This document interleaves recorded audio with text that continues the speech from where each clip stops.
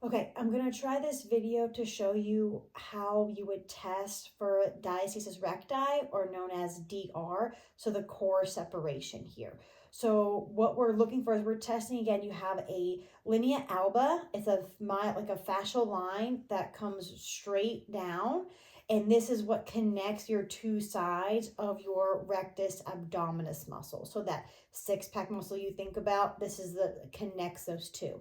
This tends to get stretched out, especially during pregnancy, after pregnancy, especially you can notice it with after C-sections or any type of abdominal surgeries, or even sometimes, okay, we're just, atrophy with our core or pressure management, and we're stretching it a lot out just through daily exercises or other activities. So to test it, I'm laying flat, flat with my knees bent, feet flat on the floor.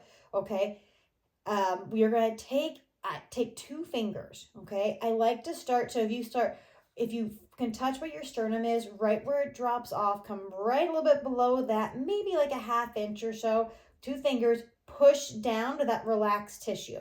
Okay. So we're not tightening anything, just down the relaxed tissue.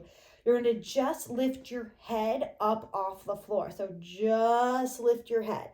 What you're looking for here is one, what kind of spacing you feel like, because you'll feel the two muscles on either side of the fingers, and you may even have like a one finger gap. You'll feel pushing your fingers out. So you're looking for the width of how many fingers you can fit in between those two ab muscles, but also the depth. So that's why if you stick your fingers down in there when they lift their head up, it should be pushing the fingers out. Okay. So I like to measure by knuckle. Does it go to my first knuckle, second knuckle, anywhere between there, knuckle and a half. So then the second spot you're going to look at is right around the belly button. I like to go right above it, usually not comfortable over it. Right above the belly button, about maybe half inch or so. And again, same thing, you're going to push down. Okay. So push down. And then from here, what you're going to do, you're going to lift that head again up off the floor, and again measuring how many fingers you can fit in here. So I'm about maybe a finger and a half. I have my second finger kind of pushing out, but how depth?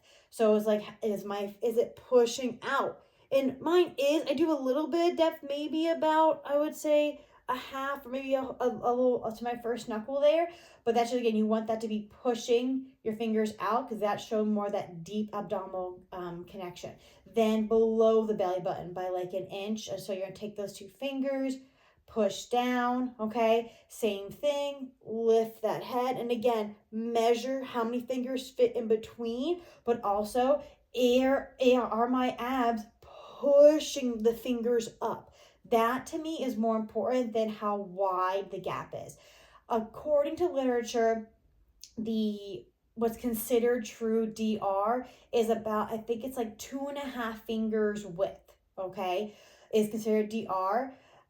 They don't really talk about the depth, I would say, of the fingers. I would prefer to have it at least less than a knuckle. So if I'm in here and I can push and you're going up and I feel nothing and you're like, two knuckles deep in there, we have a pressure management issue, and our deep abdominals are having an issue activating and coming on to help us with this core.